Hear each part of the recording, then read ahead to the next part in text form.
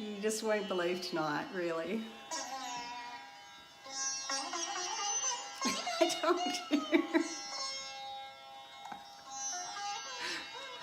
Hey man. Peace, baby. It's Monday night, and that means that we're in the presence of Kim. So beautiful. These Monday nights are just getting weirder and weirder. It's the colours, man. Hold on, let me switch this thing off. Okay, whoa. I don't know whether... Oh. Ah! You can't even get rid It's of possessed. the noise. Oh. Wow. Oh.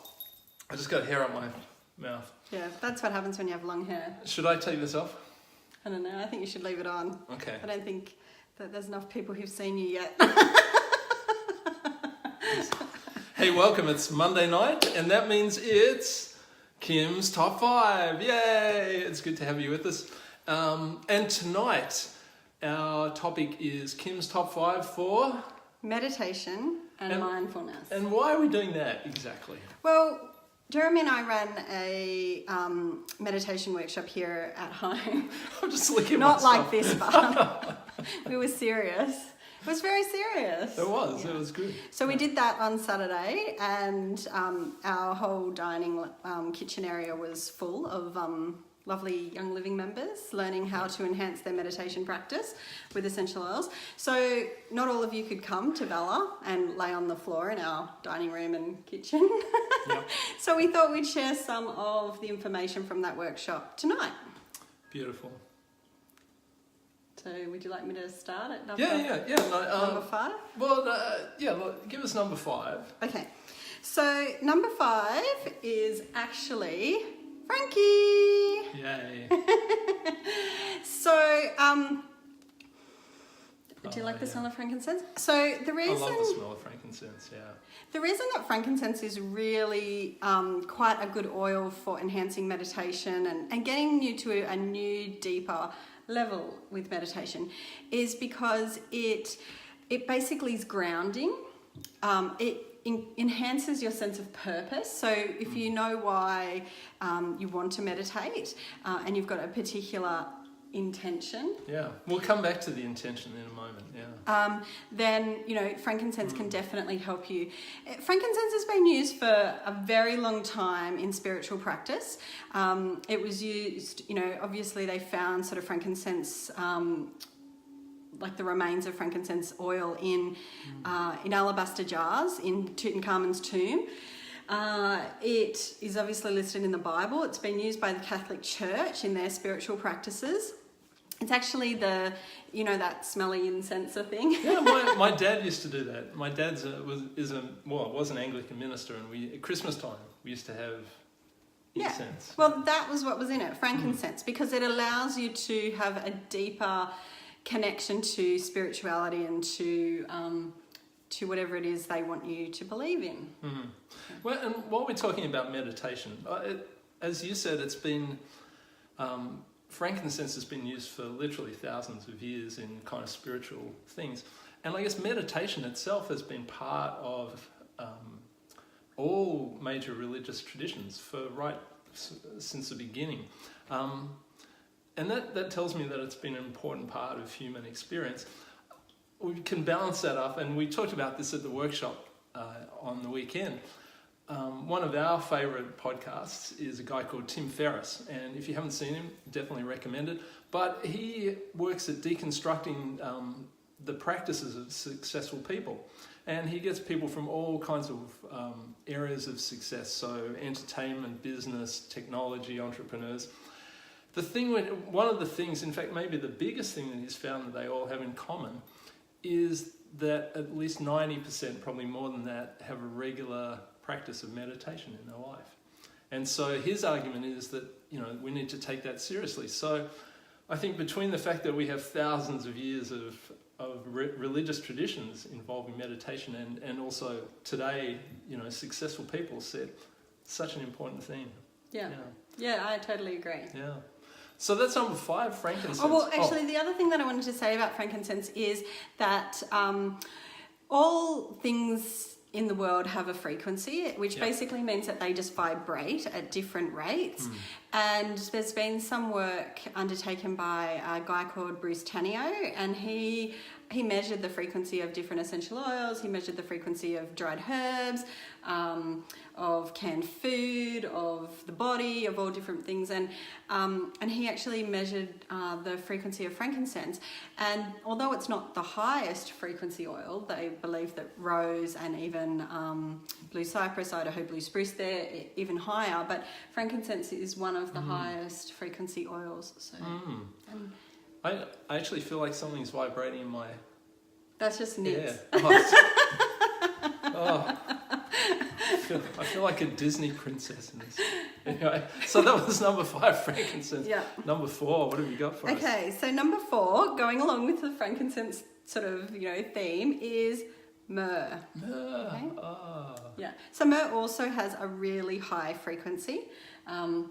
The thing about myrrh is that it's really thick, and it's because it contains an essential oil constituent which we call sesquiterpenes. And sesquiterpenes... Sorry, I think you mispronounced that. It's sexy terpenes.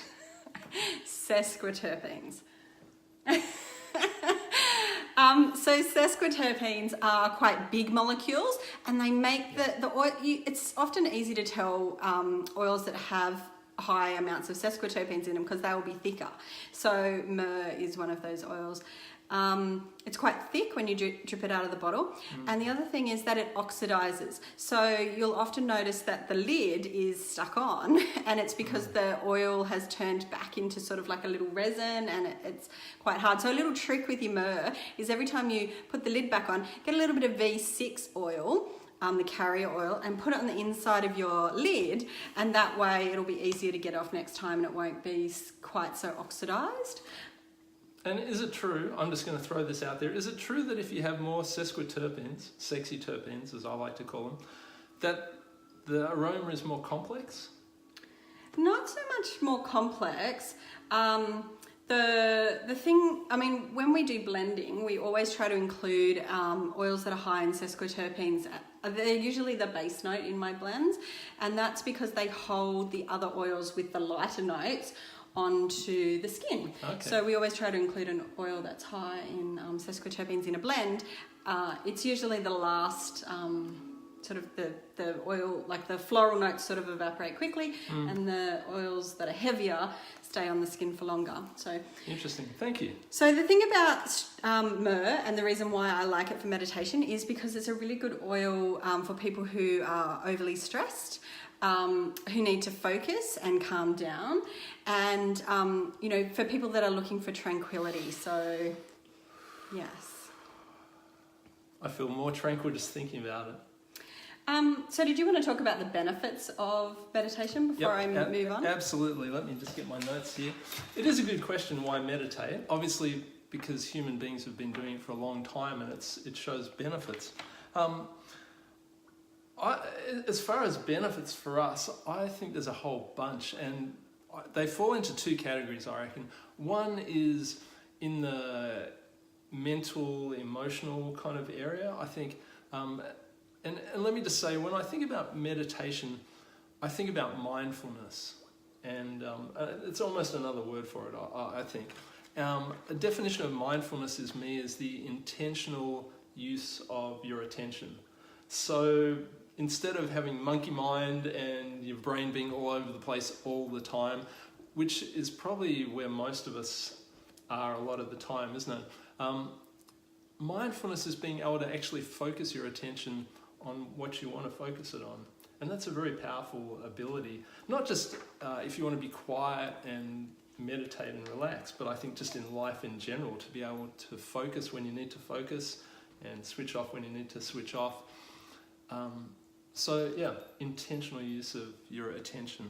And obviously that has benefits mentally, because you can switch off and you can deal with stress. It has benefits emotionally, because often in that process of being mindful, you actually become more in touch with yourself, and you realize how you're feeling and what's going on.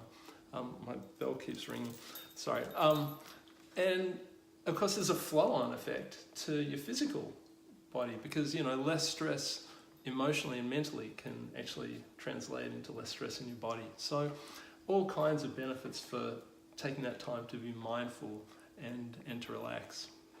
And the thing I guess that I didn't sort of mention is that when we are choosing oils for meditation, you want to choose an oil that that has a particular purpose for your intention. Yep. So if you are looking at increasing your connection to spirit, or some kind of higher self, then you are going to choose an oil like frankincense. If you're looking at doing meditation just to be able to relax and slow down, unwind at the end of the night, you might choose one of the oils like lavender or Roman chamomile, the oils that are relaxing. The other thing that I love about meditation is that it often involves breathing. We don't breathe to our full capacity most of the time. We're doing really shallow breaths right up here in the top of our chest. So the thing that I do is breathing exercises where I'm actually being really mindful of expanding and breathing into my middle part of my chest and to my lower part of my lungs. So filling my whole lungs. And if I want to do meditation, which I'm really focusing on breathing, then I'll use like an oil like peppermint or lemon or eucalyptus, something that's going to support me with that. So what was that exercise that you had us doing on the weekend with your nose? I did the alternate nostril. It's called alternate nostril breathing, and you can look it up. No, that's not it. That's not it. No. Okay, but that was great. Yes. Intentional breathing. Yes. Give us. So that's that was 5 and 4. Frankie's 5, Mira's 4, and number 3 is sacred sandalwood. Yeah. So this one's actually from Australia. Yeah. It's from over there in Western Australia, but it's not from Karratha, where Danae's from. Hi to all our Western Australian people. We love you. It's from Kununurra. Man. So it's from the sandalwood farm over there. It's an Australian oil that we produce here. I guess... sandalwood has been used in yoga and meditation, in incense, for hundreds and hundreds of years. It's definitely the most popular oil for meditation, and making incense and things like that. So the reason that I chose it is that it's particularly healing for emotional and spiritual wounds. So if you're dealing with some emotional stuff and that's why you are meditating, then that's a great oil to incorporate. Now, how to use the oils in terms of meditation. You can put them in a diffuser and diffuse them while you're meditating. You can put a drop in your palm and energize it by going around 3 times, cupping the oil over your hands before you begin meditation and breathing it in. You can, Actually, when we start with going along and putting it on the chakras, we start at our root chakra and we bring it up over the top of all of our chakras and hold it over our crown chakra. That smells so good. Yeah, I love sandalwood. Is that another resin? Is that where it's from? Where does it come from? No, they actually I'm pretty sure they would chip the oil in there. Okay. Yeah. But it's high in sesquiterpenes, which is why it's quite thick as well. The other reason that I love sacred sandalwood is that, often when people are sad, they hunch forward and they're blocking their heart chakra.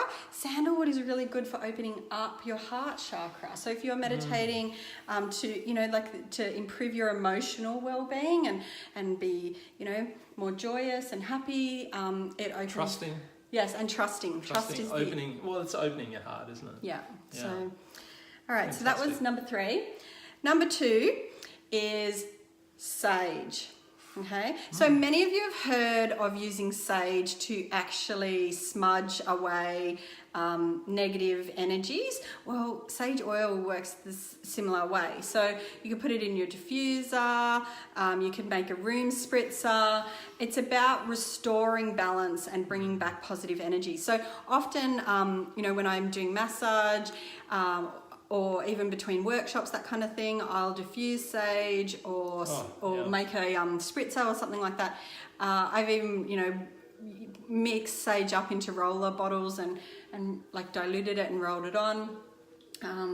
There's such a contrast between this and the other 3 oils, isn't there? Just whole It's got a bite to it, this one. Yeah, it's definitely for cleansing and purifying negative energies. So, you know, when someone comes to visit that you don't overly like, or when your partner's wearing some weird wig and you just want to get that out of your mind. Okay. Anything else you want to say about meditation before I do number one?